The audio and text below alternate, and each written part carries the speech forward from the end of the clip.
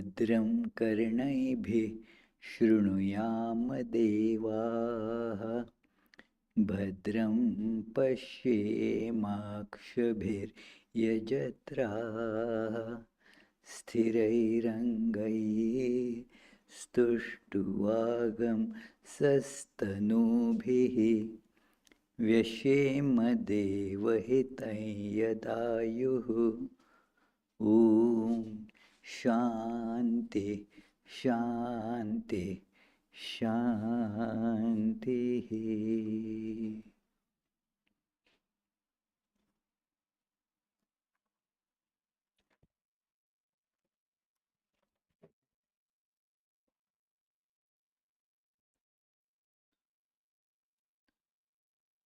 So please join in reciting the prayer. We offer our salutations to the all-loving being who endows all beings with consciousness. We meditate on the Lord, who is the origin of the universe. Lord, thou abidest in all, thou art all, thou assumest all forms, thou art the origin and goal of all, thou art the self of all, thou art existence, knowledge and bliss. Salutations unto thee. May the world be peaceful. May the wicked become gentle. May all creatures think of mutual welfare.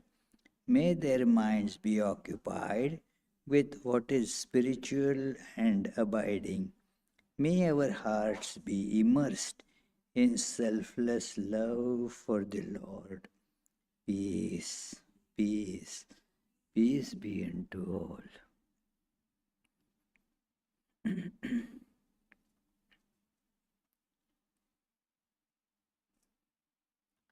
Let us try to feel the innermost core of our being, beyond the changing body, the changing mind, changing emotions. There is a realm where there is no change. It is all quiet, completely still.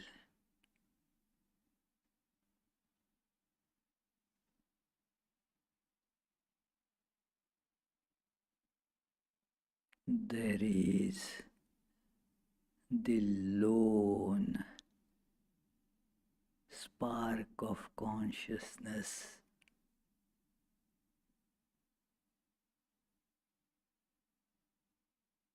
Let us concentrate on that spark.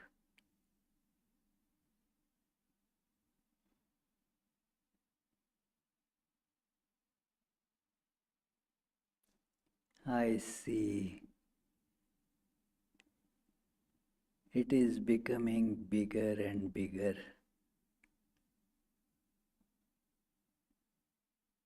Brighter and brighter.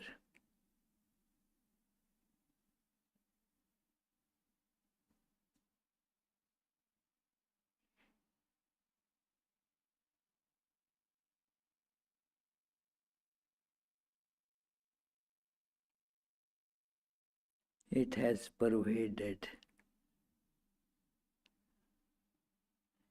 my whole personality, the body, the mind. And although the body and mind are constantly in flux,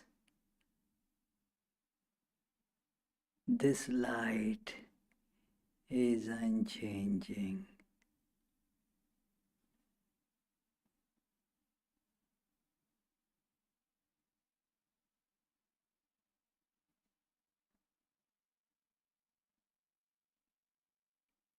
As I continue to concentrate on that,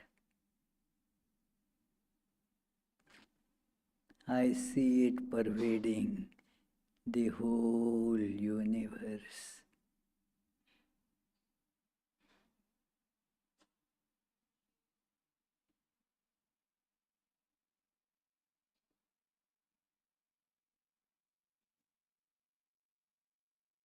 The constantly changing universe is also pervaded by this unchanging, bright luminosity.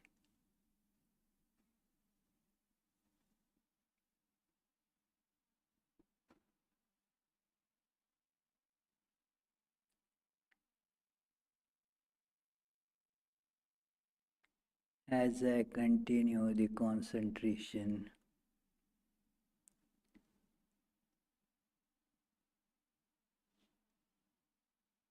all the different forms around,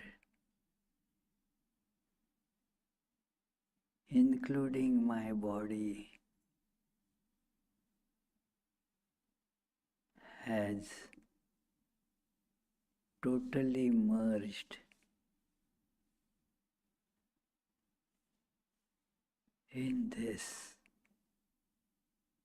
one without second, all pervading, luminous existence itself.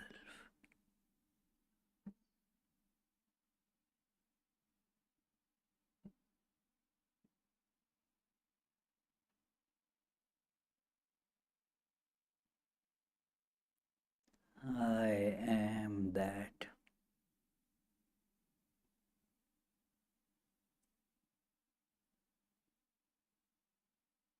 This is the abode of lasting bliss and peace.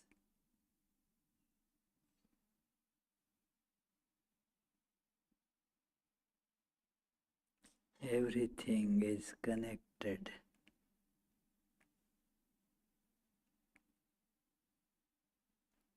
In unspeakable, loving oneness.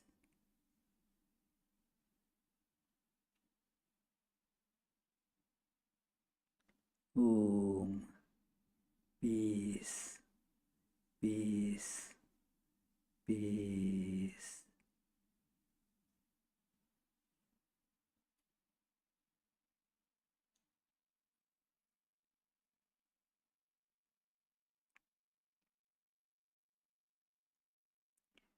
Om Brahma me tumam Madhu me tumam Brahmameva Madhu me tumam Brahmamedhaya Madhu medhaya Brahmameva Madhu medhaya. Om Shanti Shanti Shanti.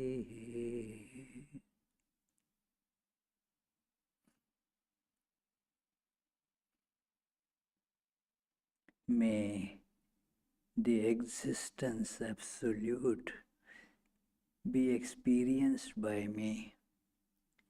May the bliss absolute be also experienced by me. May I experience the bliss absolute, which is also the existence absolute. May I experience the existence absolute by purification of my consciousness. May I experience the existence absolute and bliss absolute by purification of my consciousness. Om, peace, peace, peace.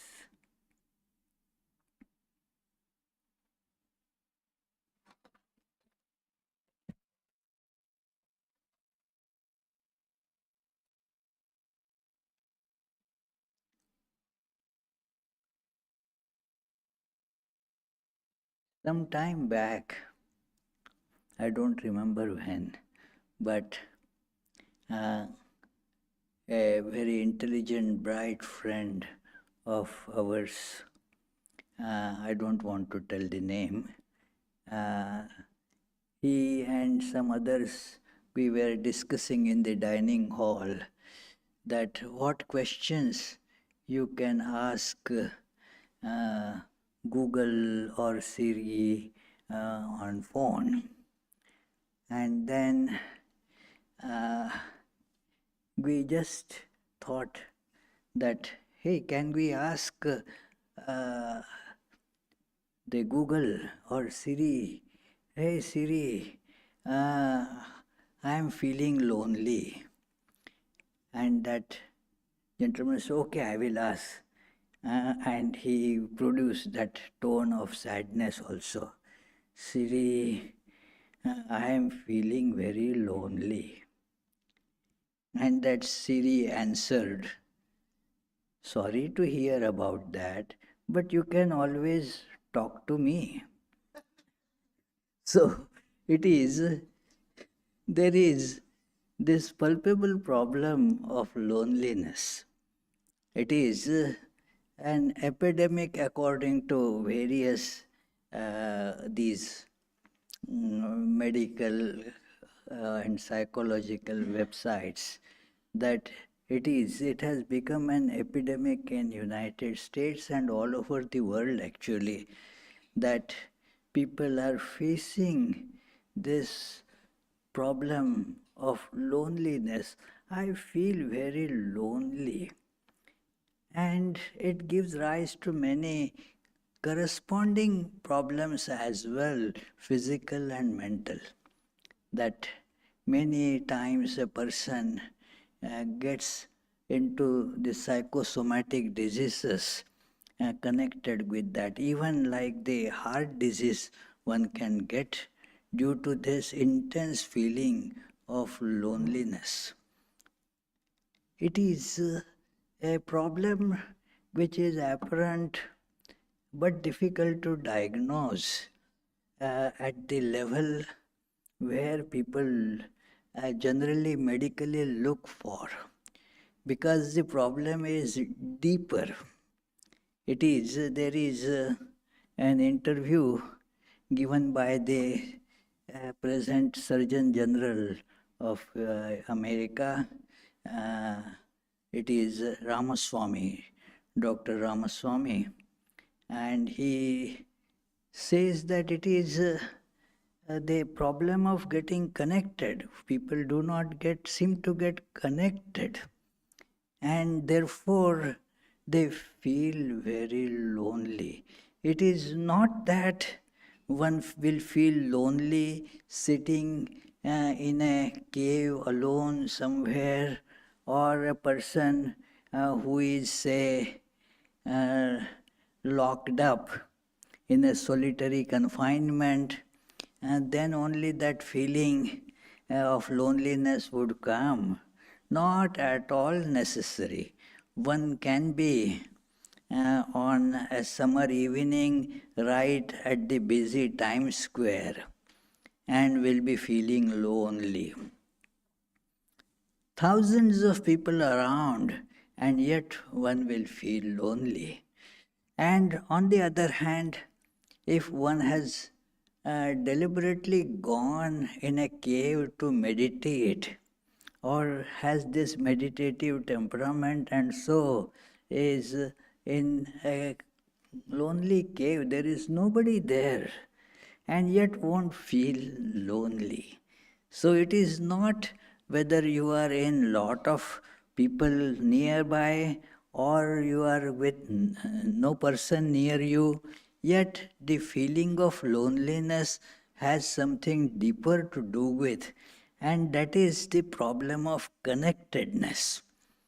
That is how, at the level of medical field, whether physical or psychological, they feel that one should be connected with many people around.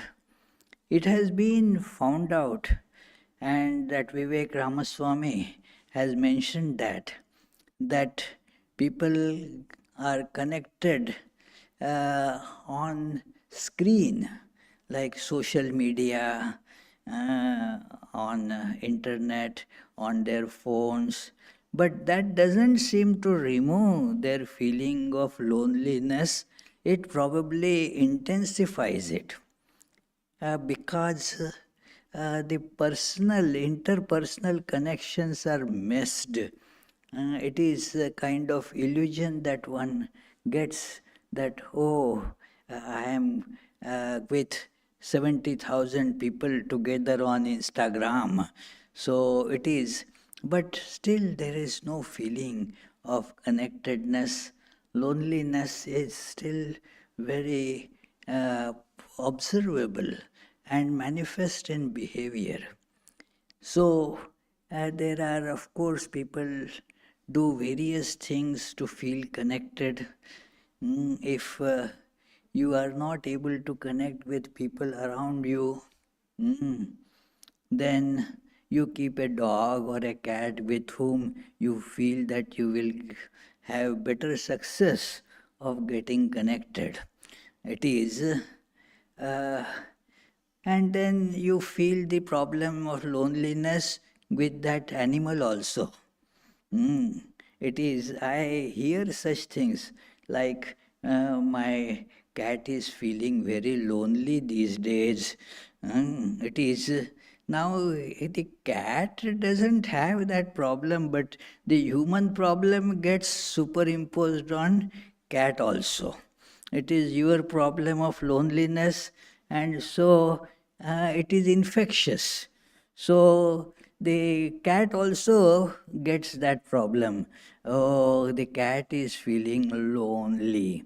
It is not that the cat is feeling, but you feel lonely, and so that gets onto the cat and the dog or whatever pets you keep to remove your loneliness.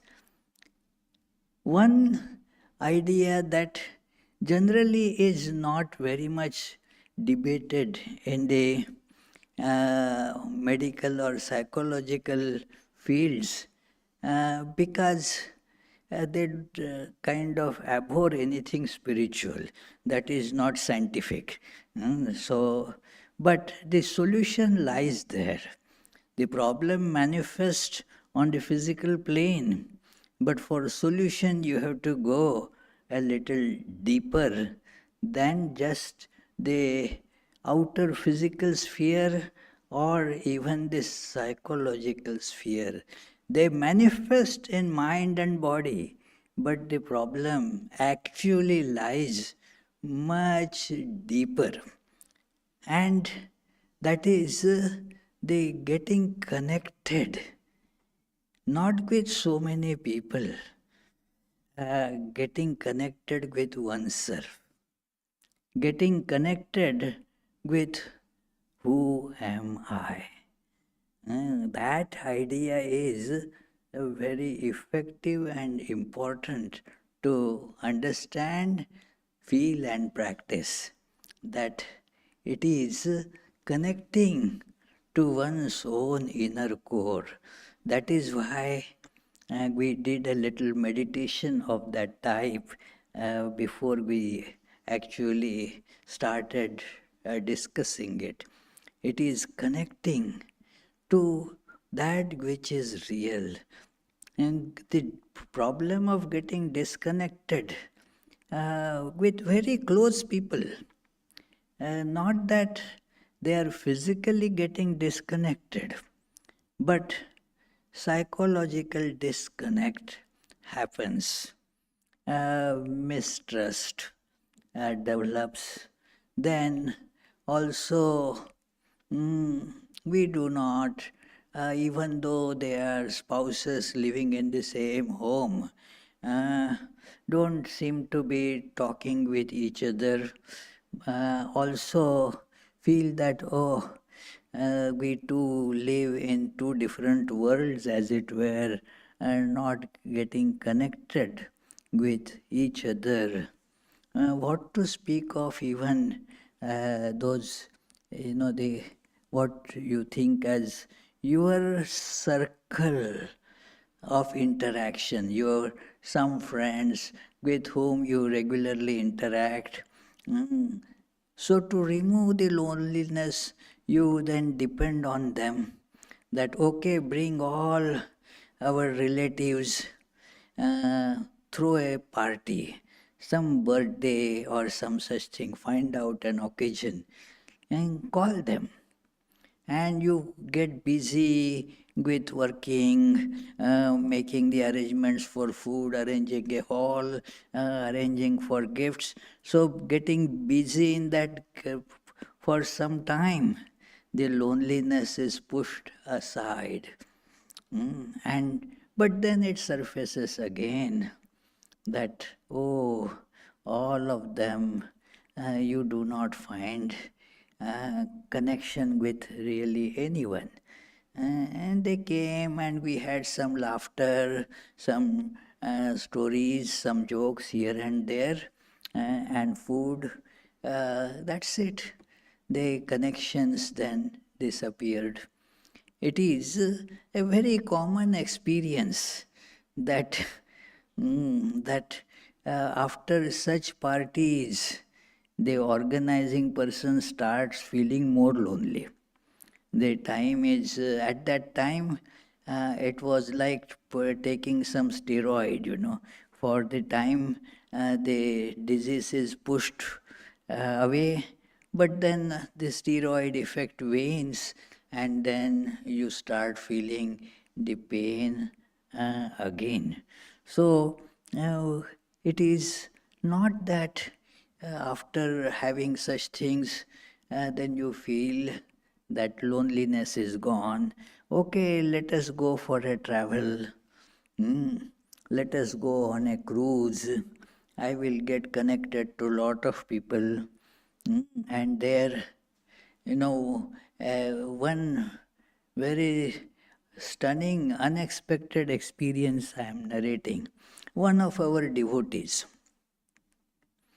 uh, she had some problems, as everybody has, that, well, they, my children are these days not connected with me.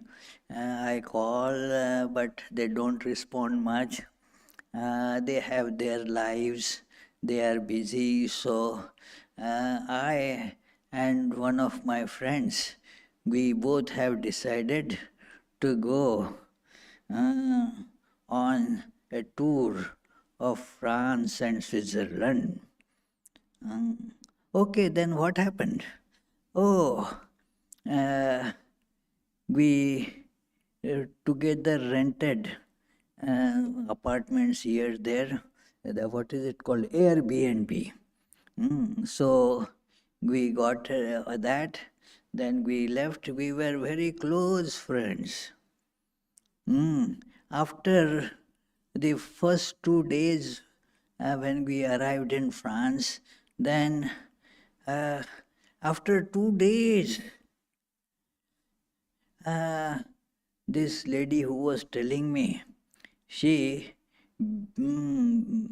told, I was so taken aback by this lady saying to me that I cannot stay with you anymore.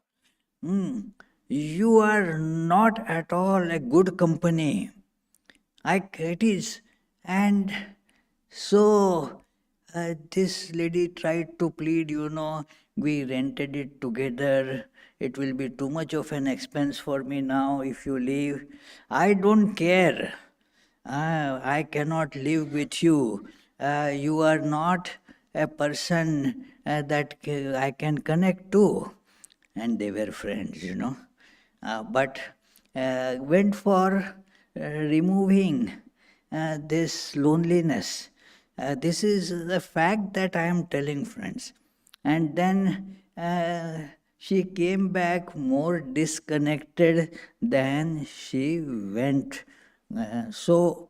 These things, they temporarily, that also once or twice make you feel connected, but then again the same disconnected loneliness takes hold of a person. It is many times people want to do several things in life. They feel that, and that has justification, that while they have their regular work, regular job, their regular business going on, they will not be able to have that luxury. And so, after they retire from it, then they will do it. But they are afraid of retiring because of this. If I retire, there will be loneliness for me. I will be without any connection. I will be so lonely in this world. So, at my business, somehow I spend more time. I meet many people. I do lot of work. I get connected to the work. But if I give up this work, then I will be only this lonely person. The difficulty lies there very deep. It is not getting connected with this self, who you are. If you can connect with yourself, then you will be able to connect with the whole world. You won't need somebody to get connected to either. Oh, it is just this morning I had a meeting with a lady. I didn't know her before. She is not one of our members or what, but uh, was feeling very in deep pain and loneliness. Mainly that idea was lonely. I feel so lonely because my husband passed away. Now, it is the feeling is quite natural to come, but the solution is not to find some other person to get connected to remove that feeling. You try for that, then again the loneliness will gradually creep in. They first feel uh, to get connected with yourself and questioning who you are, what is your true nature. And then you will find somebody with whom you will always be connected. I told how much it went in, I am not very sure about that. See, all other persons, people that you try to get connected to, they come and go and leave you again in the same problem. It is like this, that you are on a long train journey and somebody sits with you for a little while, and then after this station comes, gets down, goes away, somebody else comes again for a little time, and then again go away. So many people, so many friends, if you look at your life, you will see then that over decades, How many people came in your life? Some childhood friends. You gelled with them for some time. Then they went their way, you went your way. Not much of connection anymore. It is so. What is needed is something that will never leave you. Get connected with that which will never ever leave you. And that is, in the theistic language, we call God.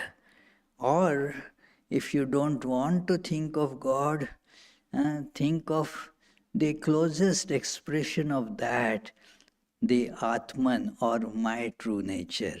I. I always remain with you the same. And the body changes. And the body also is not same. In your childhood, you had one kind of body. It is when you were, say, 6 months old. The body doesn't remain like that when you are 70-year-old. It is different. But I remain the same. You say that I was, if you have photograph, you will show. 6 months, when I was 6 months, I looked like that. So you feel the same. I remain the same. The body changes. There are the different types of, states that we go through. Like we are in the waking state sometimes, and then there is one I am awake. Yes, I am doing all these different things. Now I am feeling hungry, let me eat, and so forth. Or I have this appointment, let me attend to in the waking state. You have these things going on. Then you sleep. And then you start seeing another world there, another I. Interestingly, there is the I in the dream also. You don't see any dream in which you are not. Try to think, there is no dream in which you are not there. Just as in every waking state experience also, you have to be there. Similarly, in the dream state, you are there in that dream experience too. But different to you, at least in the appearance, because one body is lying down on the bed and the other is, riding on the elephant. It is so, but you know that it is I who was in the dream. Then you go to deep sleep, and then you don't know anything. Oh, did you not notice it was raining one day? Somebody asked at the next morning. It was raining, and so much of, thunder, that lightning. Did you not see? Said, I was in deep sleep. I didn't hear anything. So it is like that. But the I is the same. That one who was in the waking state doesn't feel that it was somebody else was dreaming. I was dreaming, and in dream I saw all this, and that same I feels that I was asleep. So that unchanging I, that is considered our true nature, that which does not change, I. And that is one without second. And then loneliness is because of forgetting that. It is a very beautiful question. The origin of loneliness. Why do we feel lonely, it is said that, oh, it is put in the creation itself. The God felt lonely. The Brihadaranyaka Upanishad has this very important passage. How did the God create? You said it was all one without second, all one without second existence. How it became many? Why was it made many? If it is one without second, it should have remained one without second. Why did he become many? And then the Upanishad now, the problem with the sages is that they have to tell us, explain it to us in a way that we will be able to relate to, we will be able to understand. And so the analogies have to be given of that which we are familiar with. Otherwise, we will not be able to connect with that. It is so. The answer was given by the sages that bringing up our own experience of loneliness. Ekaki naramate. Oh, that one reality alone, it got bored, Just as we get bored being just alone ourselves. So that God also got a bit bored and thought that Bahusyam prajayeti, and let me manifest in all this multifarious universe. And then there is the process that one, it is very similar in essence with the biblical story, biblical Genesis, that it is all allegorical. That, okay, the one was divided into two halves.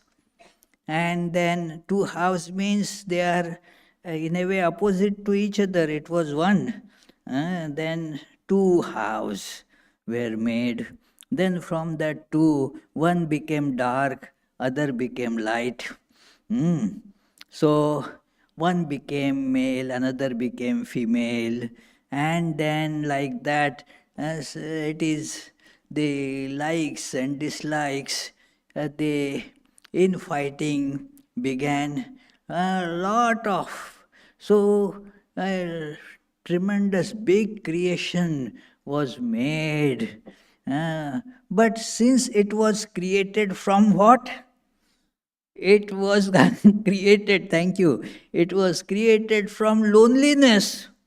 Because the God was feeling lonely, so God created this whole universe. So the element of loneliness crept into all this. And that is why here we feel lonely and nobody to connect to. It is, and whatever is there, somehow we don't like to get connected with. It is, there is somebody you can connect to. No, I don't think that gentleman, although felt lonely, ever again called Siri, Siri, I am feeling lonely. No, you don't want to connect like that. You look for some other connections. But there is a different path that the science of spirituality suggests. It is a science. We had a lot of discussion with one eminent scientist and statistician who is a close devotee, comes here very often. So he was telling that religion and science, you speak about it, but religion is not scientific at all. Said, how do you think? It is because science requires replicability. In religion, you don't have replicability. I said, there is replicability. If somebody gets this experience and then it tells another, I got it because of this, I did this, and you do the same thing, you will also get that experience and it will happen. It is very scientific if you do it. The problem is people don't do it. It is, this is what the sages have told, God incarnations have told, do it. It is like Arjuna has been told by Krishna that I am telling this yoga to you, practicing which millions have become illumined. It is a path, very well chartered path that Sri Krishna speaks of. It is not an uncharted territory. It is not throwing stones in darkness. If it hits, fine. If it not, okay. That is not the path of spiritual development. It is a very well chartered path. It is, and when one travels on that, you see gradually. Gradually means the experiment takes some time. It is like somebody was telling, oh, I started the experiment last night. I had to do some culture, and it will take some time for that culture to develop. Then I will do this. So it takes several days. Now, if you say that give me the results in 5 minutes, no, you won't get it. This requires time. And how much time? Depends, how fast you do it. How much time it takes from, say, Providence to go to, say, Seattle. Depends on what vehicle you use. You can take a non-stop flight and you may reach in about 7 hours. If not, you will have to say change the flights here and there. You may go in 10 hours. If you, instead of flights, you want to drive, well, maybe quite a few days will be required to reach there by that. If you decide to go bicycling, it will take many more days. If you decide to go walking, not an impossibility that Peace Pilgrim did it. So, but it will take a long time. So depends on your vehicle. That, like Patanjali says, that Tivra Samveganam Asannaha, that if you are on a very fast vehicle, then you will do it faster. But if you are doing very slowly, many are so slow, so unenthusiastic in about their spiritual life. About other things, they are very fast, very active, very efficient. When it comes to spiritual progress and meditation, oh, I did 5 minutes today.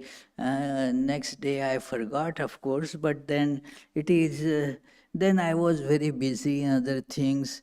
So the progress happens very, very, very slowly.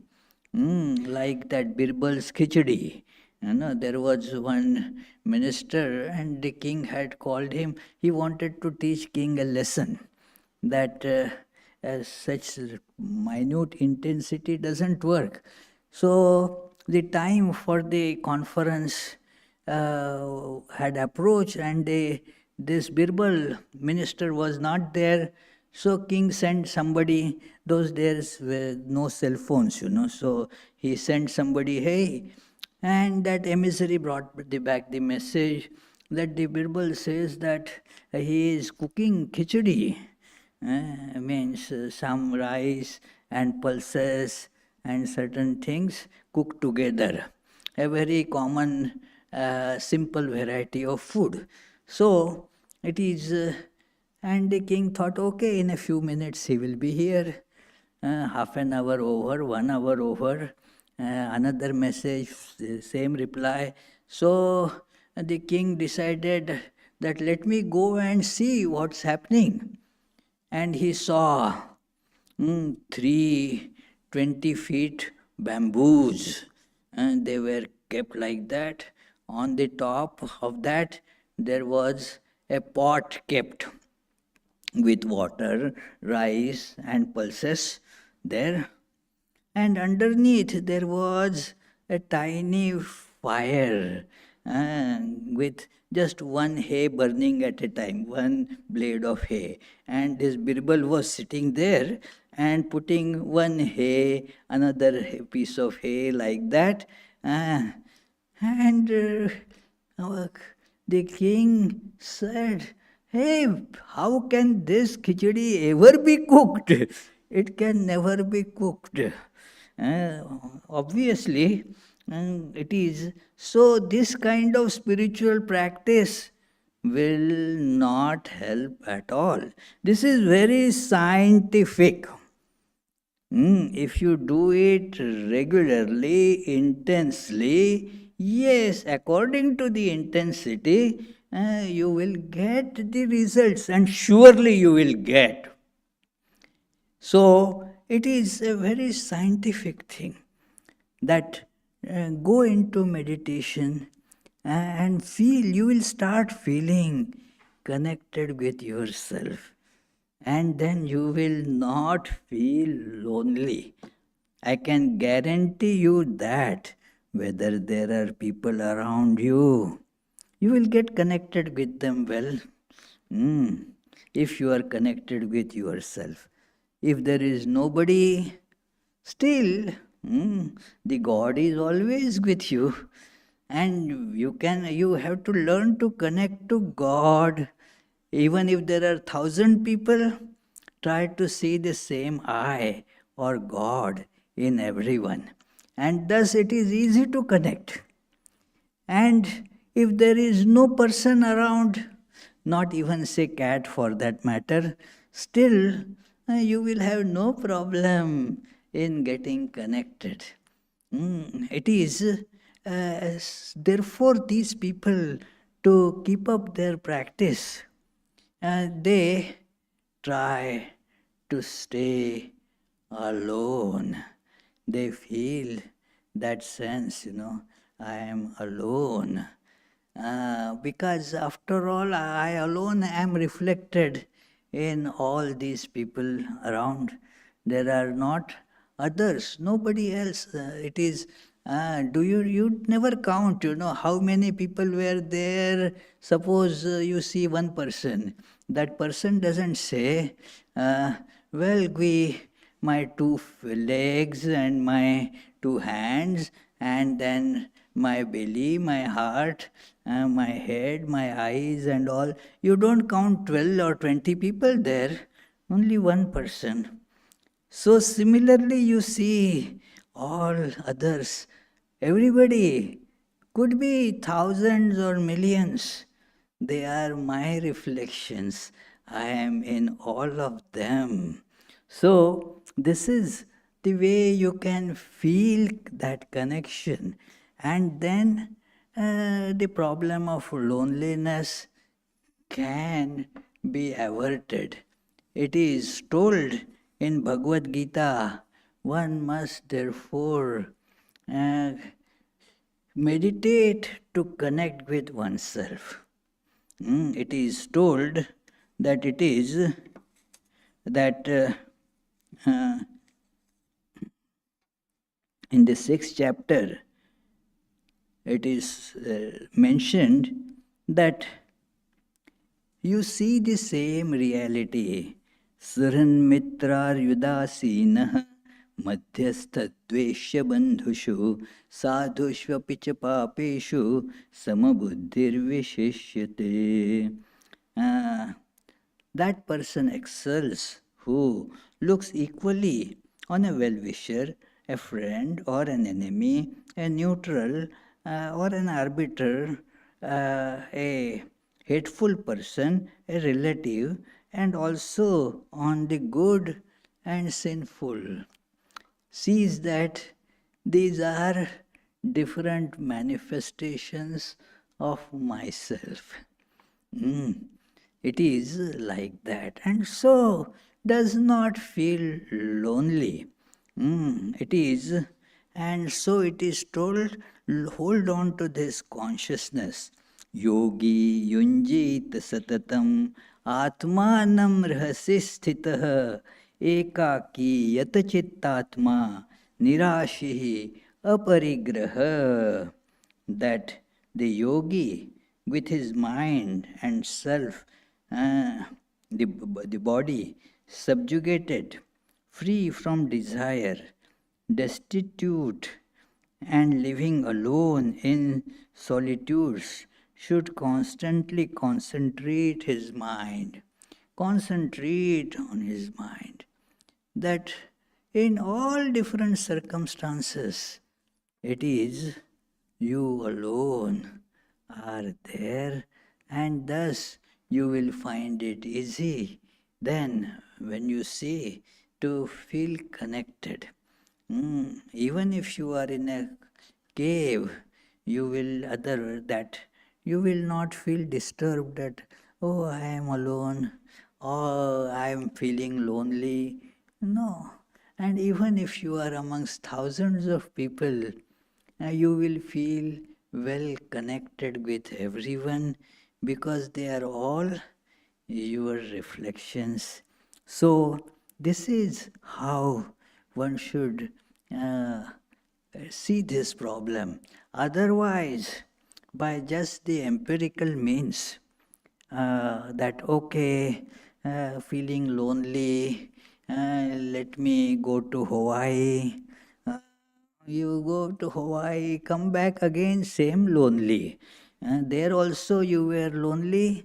After coming back again, you are equally lonely. It is the loneliness doesn't go by that. Let me go on Facebook. No, I know one person that is. Uh, I get on these things all the time. I am busy with these things. Why? Because I want to get rid of the loneliness. So I go to all these. I asked, do you thus get rid of loneliness? She took a deep breath and said, sadly, no. It is the connection doesn't happen like that unless you feel connected with yourself, the truth, the one that never leaves you. Let us get connected with that reality which never is going to leave us. Otherwise, you will be having a million Facebook friends or Twitter friends. It is still you will be lonely. And when you are connected with yourself, your true nature, or God, whatever word you want to use, it is then first thing you will see that you will never ever feel lonely. This is something that you can try, isn't it? It doesn't cost anything. First of all, people question how much money will I have to spend? Not a farthing. This is a free education given by the great sages to us. It doesn't cost money. It doesn't cost much time.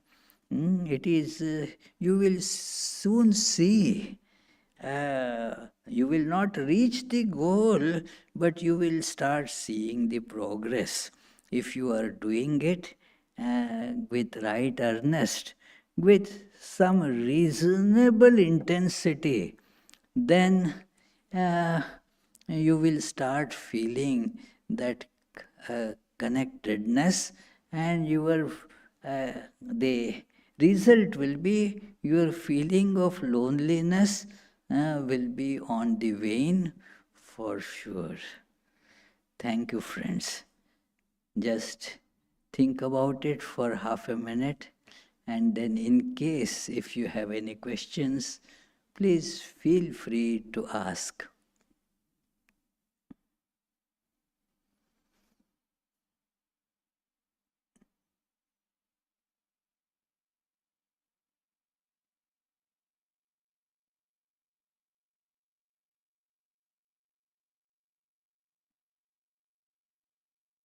Any questions?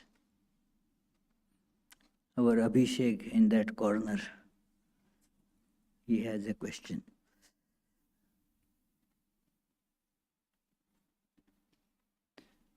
When Abhishek comes for service, we are sure, more or less, that there will be some question. Maharaj, this question is about the vital energy. It is supposedly that the vital energy is between the body and the mind. Please repeat it. I am not able to hear. Okay. The vital energy is between the body and the mind at some stage, it is said. Now, if the vital energy, the manifestation of the vital energy is necessary for the body and the mind to function. Similarly, it is necessary for this shining consciousness to shine through the body and the mind to function. The vital energy can also exist as unmanifest, and when it is manifested through the body and the mind, it functions. So then my question is, what is the difference between the consciousness and this vital energy? Thank you. What you are calling vital energy is consciousness. In Vedanta, you use one word which represents both in different contexts, like prana.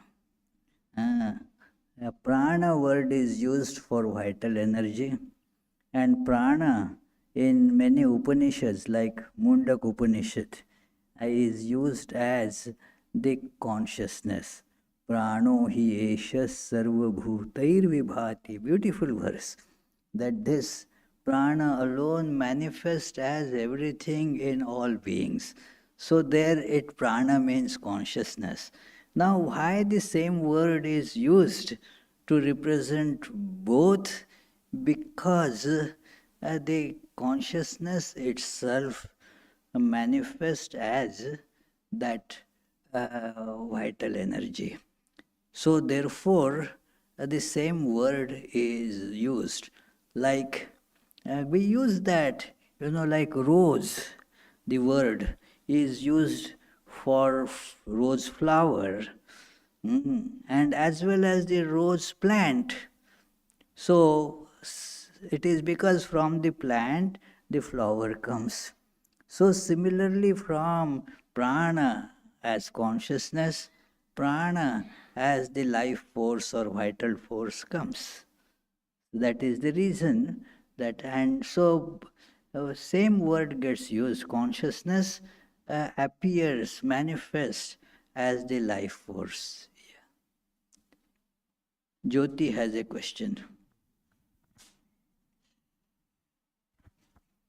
Pranam Maharaj. How does one intensify practice? Regularity seems like a physical thing, leave work and... Regularity seems like a physical thing, but intensity of practice seems like a mental thing. How does one intensify practice? Well, intensify practice has two aspects. Like if you are, say, drilling, because the works were going on here, that analogy came to mind, that then the drill should be long enough to drill deep. That is, and also the drill head should be sharp enough and strong enough to go that deep. So that is how the uh, time factor, yes, regularity and time factor, they are there, but also this is important thing that there should be an intensity. The intensity, is when you couple the external aspect of practice with the uh, internal idea of changing the things. It is not like the continuing with the same example. Uh, you keep the drill and then the head is already blunted, and so 10 minutes the drill is going on, not a hole has been drilled in. So will you say that I was drilling for 10 minutes? No, you were doing the mock drill, that's all. Not real drilling at all. So the meditation should have this idea of changing our awareness, which actually is the way we live. Our life depends on our consciousness. Like if I have this awareness, I am Yogatmananda, I am a minister of the Vedanta Society of Providence, then I have to do this and that, these are my responsibilities, my life takes shapes accordingly. If my awareness is different, suppose it is in unlikely event, my consciousness becomes, my awareness becomes, I am Professor Sukalyan Sen Gupta. Then, I have to give now a class on environmental engineering and I have to grade the students, and that will become, it depends on what you become aware of as you. So, this awareness has to change. I am so and so. From that, the awareness must change that I am divine, because that is the truth. Behind all these changing appearances of your life, there is this stable point, this certain point that you are divine. And this is the true awareness. So, from the changing false awareness, the meditation should take us to the true awareness. So, that is all, intensity, and that practice has to be done regularly to have sustained effect. Yes. So, was it helpful? No? Okay. Yes, that Swapnil has a question, although he didn't hear the lecture. Okay, okay, okay. So let us, drive your point home. Come on. Yeah. Swamiji, the question is again with respect to prana and consciousness. So, in one of the Upanishad, when the student dwells inwards, he tries to go towards something within him which is unchanging. And there he denies the Annamay Kosh and he also denies the Pranamay Kosh because it is ever changing.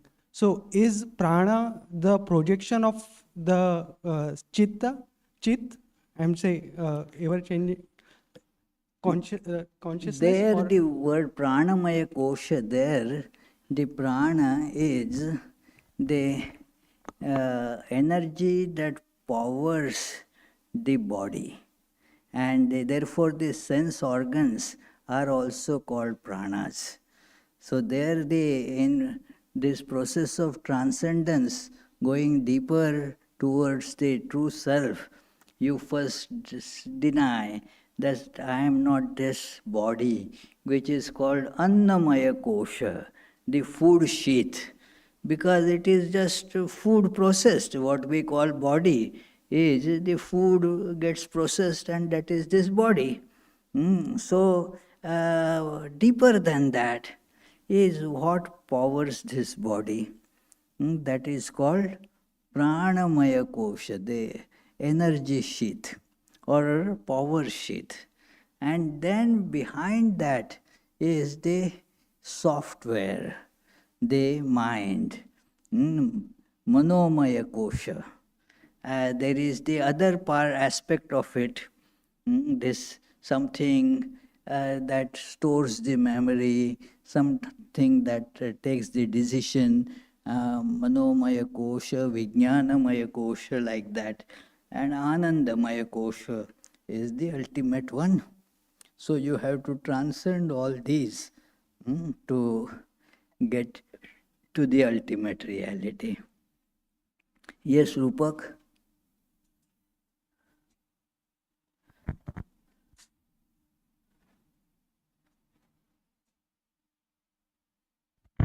Pranam Maharaj. Pranam. So this explanation of God was lonely, that's why it created. It is there in Upanishad. So should we take it as a nagging disciple asking Guru too much question and Guru is trying to pacify him, or we should take it seriously? It is a serious answer, not to pacify, but it takes the position of the disciple into consideration. The teacher has to see where the student is, what the student's understanding is, and from there has to take it to higher understanding. If the teacher begins not at the beginning, it will be like, you are starting GPS without giving any starting location. If the GPS doesn't find any starting location, it will not be able to guide you to the destination. So, therefore, where the disciple is, you start from there. Disciple is seeing the variety and is questioning a very common question, that if the reality, if the truth is one without second, why it became many, who made it many, and what was the process of making it many? That it is why, who, why, how.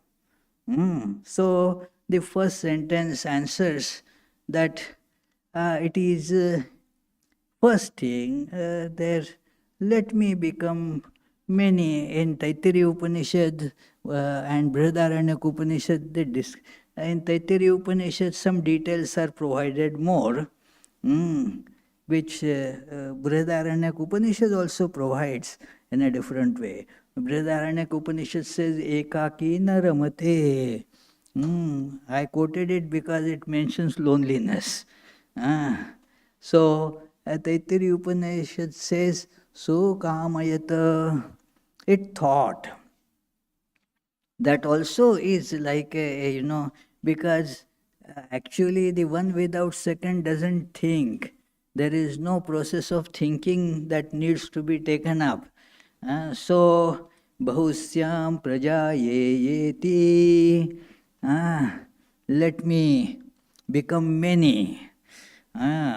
Let me have lot of progeny.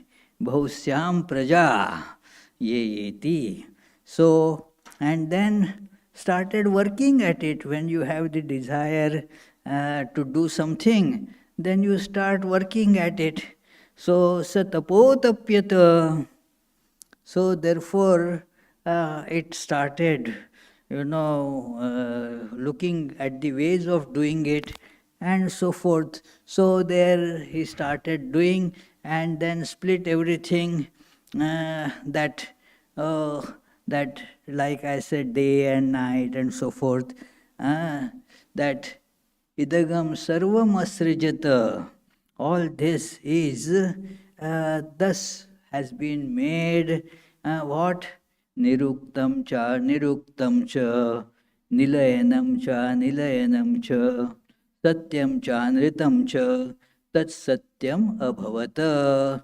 That all that has been told and all that has not been told. That is the two divisions, simple two divisions. That which has happened, see the language, very interesting, beautiful, poetic language. That which has happened, one division of creation, and that which has not happened is another division. Then it is that which has already gone in the past and that which is not gone in the past. Then satyam chandritam cha, that which is relative truth and which is relative untruth, all has been created by this. So this is now an infinitely variegated universe that we live in. And thus we don't know where is the manyness and where is the oneness. Everything is thus almost impossible. Why almost? Impossible to determine whether it is one or many. That joke I tell, that a little child was asked, teaching grammar, that tell whether pant is this singular or plural. And the brilliant child said, on the upper side it is singular, on the lower side it is plural. The point is that everything is like that. How you look at it, it determines whether it is one or many. Any questions? So let us conclude with the announcements and then the closing prayer. After that there will be Arati, and then after Arati there is a music concert by the well-known sitar and tabla players. Sitar player is Partha Bose and tabla player Amit Kautekar. Both had performed here many times. So next Sunday, I was looking at the April calendar. So May 12, actually that being the birth anniversary of Shankaracharya. I am taking up the topic Gems from Shankara's Bhagavad Gita commentary. That will be the topic of discussion.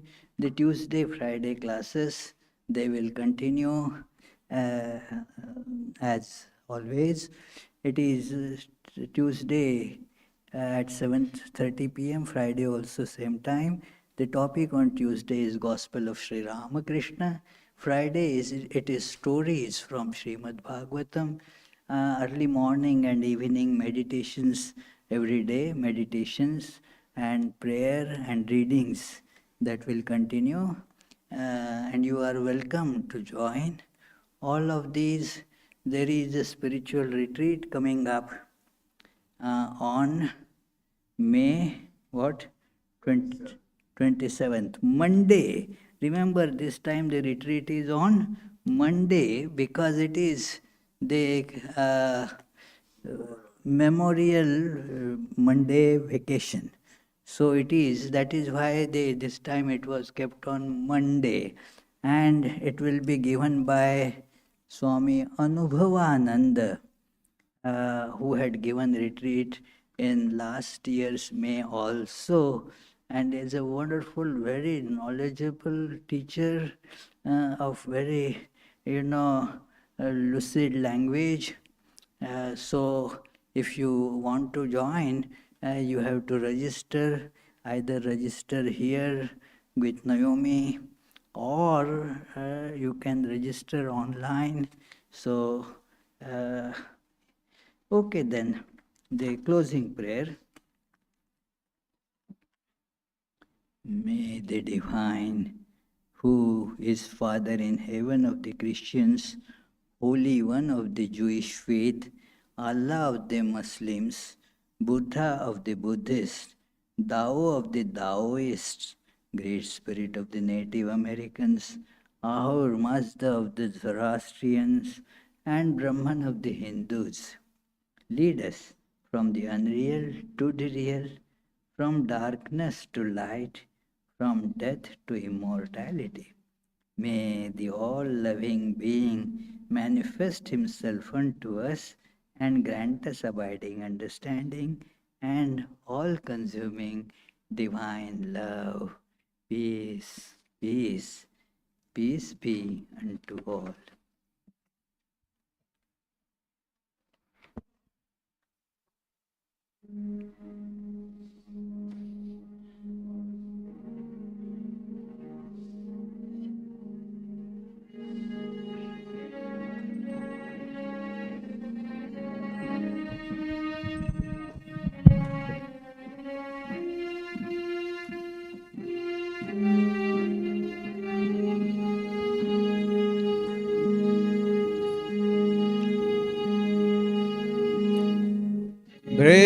Breaker of all our worldly bondage and adored by all, we adore you too.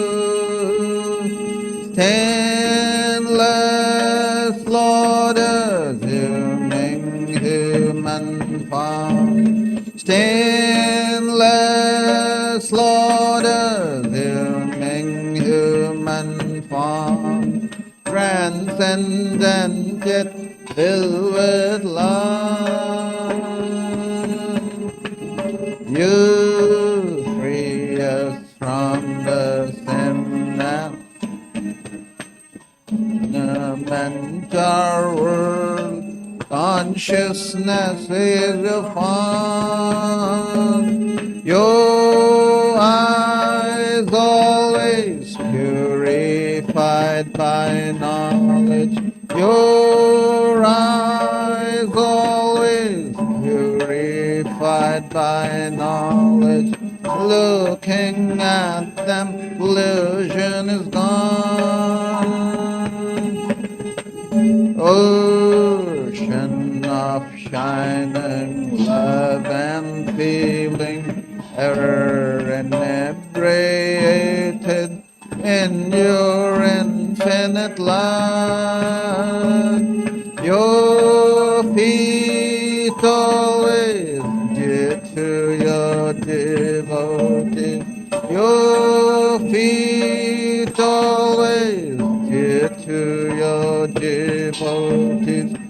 Form a boat to cross this world.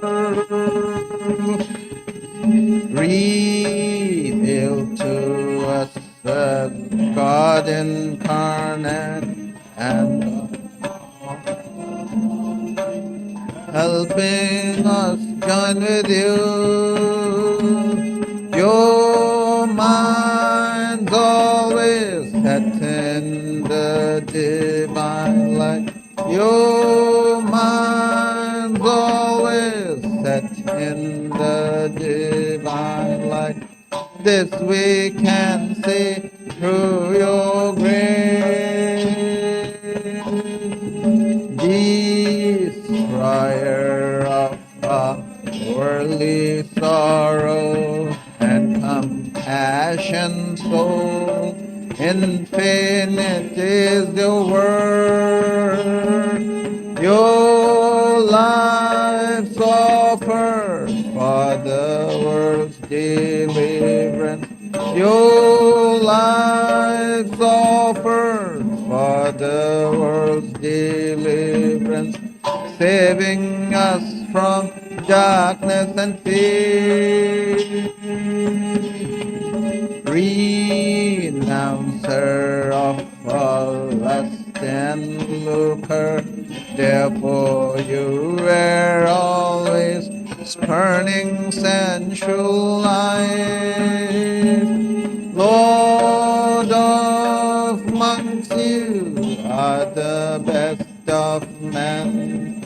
Lord of monks, you are the best of men. Grant to us pure love for you.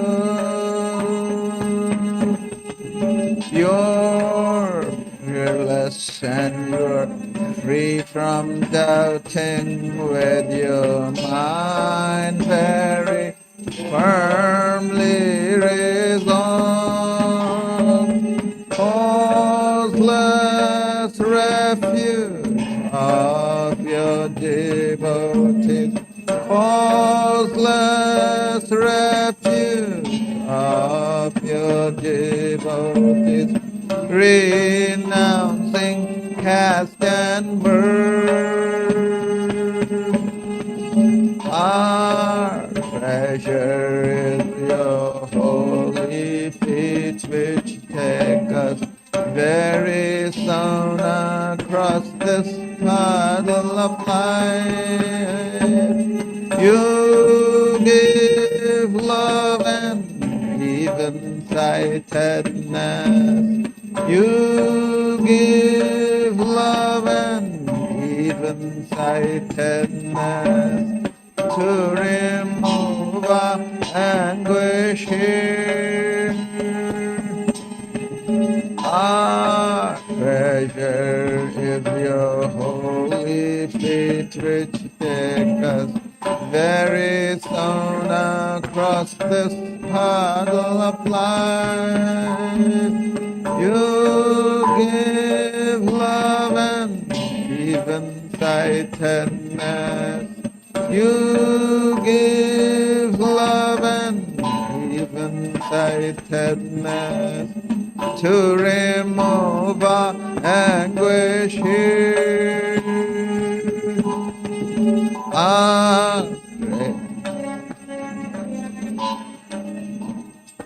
Greetings to you, O Lord, beyond both speech and mind. Greetings to you, O Lord, beyond both speech and mind. Yet you are the basis of both. O Lord, yet you are the basis of both. Great light of all lights, blazing in the heart's cave. Great light of all lights, blazing in the heart's cave. Darkness is destroyed by your light. Oh Lord, darkness is destroyed by your light. Greetings to you, O Lord, beyond both speech and mind. Greetings to you, O Lord, beyond both speech and mind. Yet you are the basis of both. O Lord, yet you are the basis of both.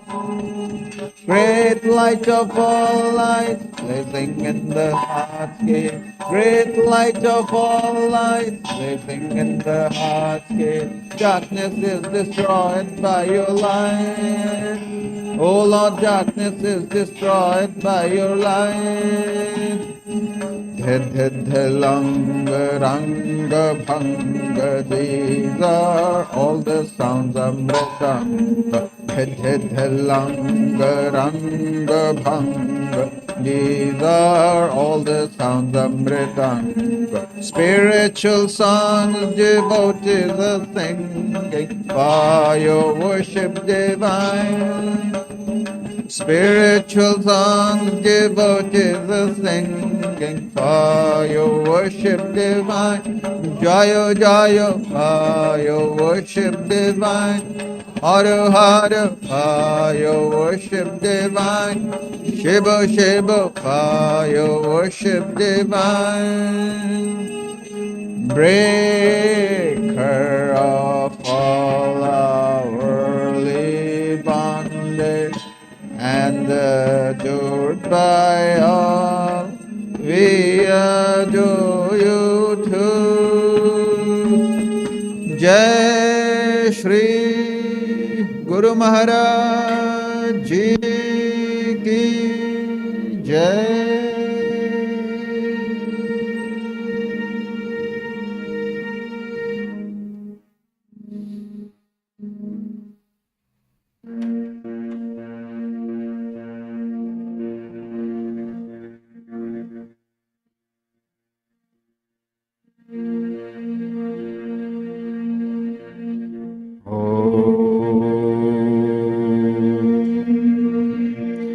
सर्वमङ्गलमाङ्गल्ये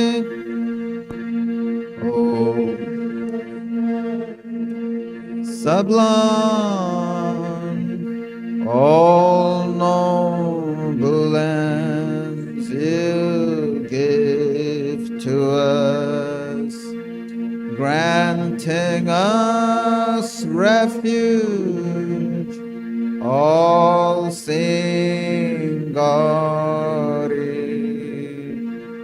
O Mother Divine, our love to you.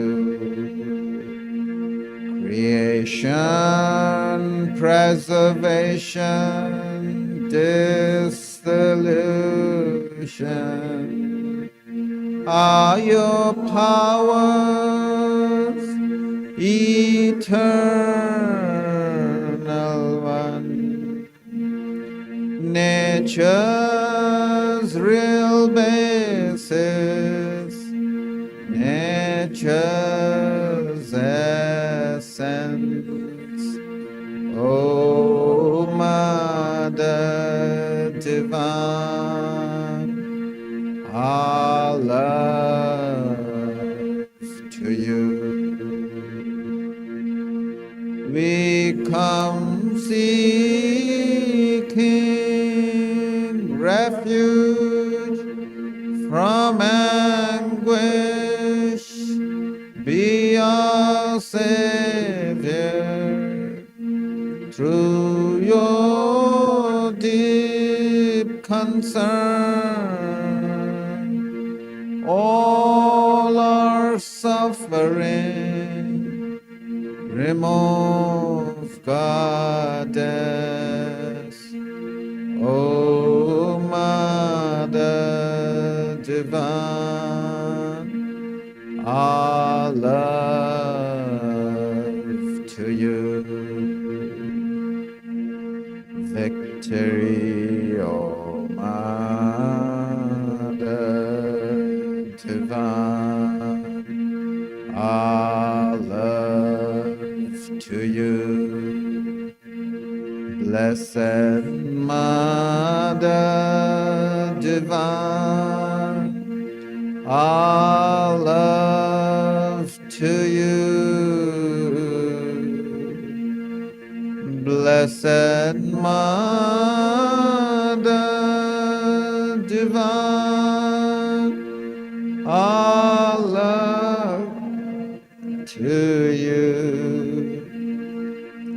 Blessed Mother Divine, our love to you.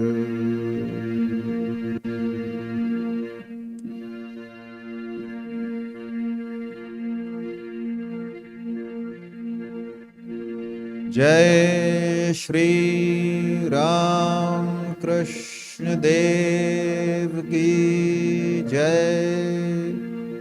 Jai Shri Sarda Devi Ki Jai. Jai Shri Swami Vivekananda Ki Jai. Jai Shri Buddhadev Ki Jai. Jai Shri